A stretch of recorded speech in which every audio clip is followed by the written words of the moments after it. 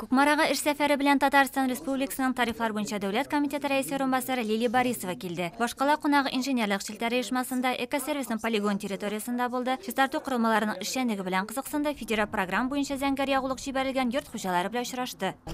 Бик көткәнек, бик тиз булды инде бер атна эчендә.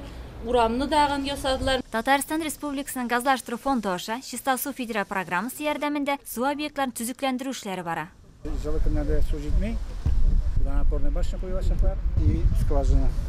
Кукмараның биологик чистарту корылмасы 1974 елда проектланган булган. Һәм ул Татарстанда иң куәтлеләрдән саналган. Агынты суларны чистартучы әлеге станцияның җиһазлары бүгенге көндә шактый искергән һәм шуның өчен биредә реконструкция эшләре башкару планлаштырыла. Әлеге оешма белән без инде күптәннән таныш. Тарифлар билгеләгән вакытта да бу объектны карап тотуга киткән чыгымнар исәпкә алына. 2000 елда файдалануга тапшырылган Кукмараның каты көн күреш калдыклары полигоны район халкына һәм оешма предприятиеләре хезмәт күрсәтә. Полигонга көн саен 426 куб метр, ә бер елга 128 мең куб метр көн күреш калдыгы китерелә.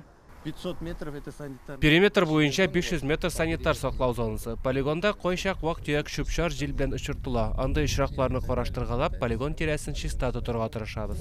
Район башкарма комитеты бинасында Лилия Борисова гражданнарны кабул итте, сорауларга җавап берде. Сораулар башлыча коммуналь хезмәтләр, каты көн күреш калдыклары өчен түләүләр белән бәйле иде. Башкарма комитет вәкилләре тарафыннан да проблемалы сораулар бирелде. Алар буенча фикер алышынды һәм хәл итү буенча киңәшләр бирелде.